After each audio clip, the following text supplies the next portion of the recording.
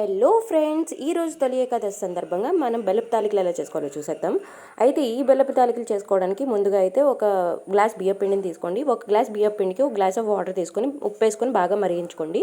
ఇప్పుడు బియ్యం పిండిని కొంచెం కొంచెం వేసుకుంటూ ఉక్కబెట్టుకోవాలన్నమాట. ఉక్కబెట్టుకున్న తర్వాత ఒక వెడల్పాటి ప్లేట్లోకి తీసుకోవాలండి. తీసుకొని కొంచెం కొంచెం వాటర్ చిమ్ముకుంటూ ఇలా ఉండలాగా చేసుకోండి. చేసుకున్న తర్వాత ఇప్పుడు పొడి పిండిని చిమ్ముకుంటూ చిన్న చిన్నగా ఇలా తాలికల్లాగా చేసుకోవాలండి. తాలికల్లాగా చేసుకున్న తర్వాత ఇప్పుడు ఒక గ్లాస్ బియ్యానికి 2 గ్లాసుల వాటర్ తీసుకొని బాగా మరిగించుకోండి. అందులో నానబెట్టుకున్న సగ్గుబియ్యం వేసుకోవాలి. ఆ పిండి ముద్దలో కొంచెం పిండిని మాత్రం హాఫ్ గ్లాస్ ఆఫ్ వాటర్ వేసుకొని ఇలా నీళ్ళలా కలుపుకోవాలండి. నీళ్ళ కలుపుకొని పక్కన పెట్టేసుకోండి. ఇప్పుడు ఇలా వాటర్ ఉన్నాయి కదండి, సగ్గుబియ్యం ఉడికిపోయిన తర్వాత మనం తీపికి తగ్గట్టు బెల్లం వేసుకోవాలి. అవసరమైతే షుగర్ కూడా వేసుకోవచ్చండి. వేసుకున్న తర్వాత ఇప్పుడు ఇందులో కొబ్బరి ముక్కలు కూడా యాడ్ చేసేసుకోవాలి. యాడ్ చేసుకొని బాగా మరుగుతున్న టైంలో ఇలా తాలికలను 2 విడతల కింద వేసుకోవాలండి. వేసుకొని దించుకునే ముందు ఇలాచీ వేసుకుంటే రెడీ బెల్లపు తాలికలు.